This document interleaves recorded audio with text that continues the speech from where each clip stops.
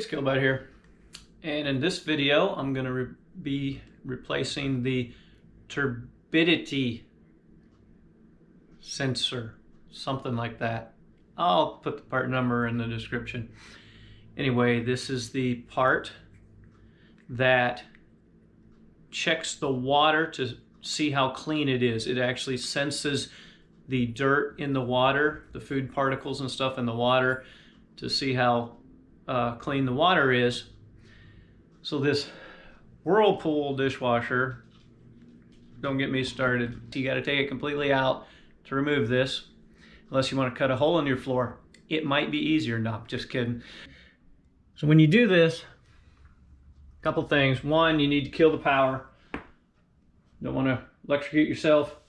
Also, turn the water, source water off. Have some towels ready.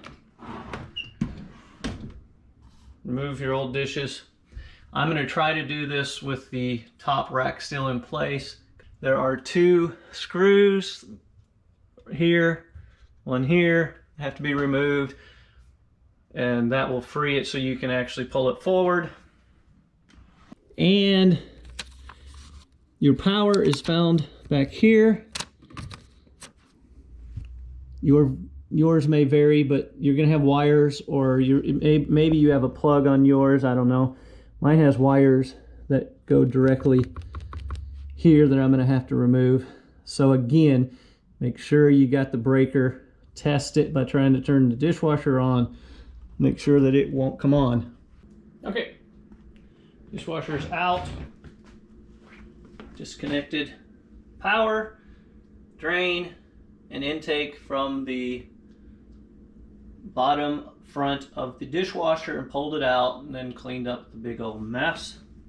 The turbidity valve sensor, the turbidity sensor is right here. So there's a chance from the front is down. I may have been able to reach in and bend my arms a couple different ways and pulled that out. But I wanted to go ahead and take it out because I want to check all of the pumps and stuff, make sure that they're working and that there's no blockages. That's what the bottom looks like.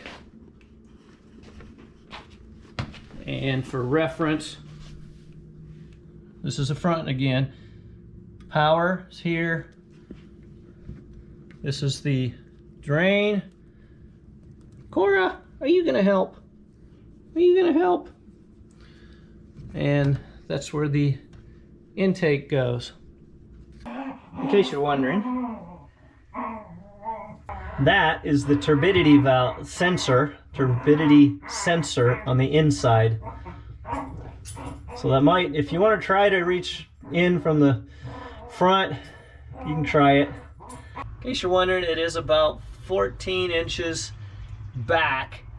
You got to go at a little bit of an angle, but that's how far you would need to reach if you're going from underneath. I think I probably could have done it.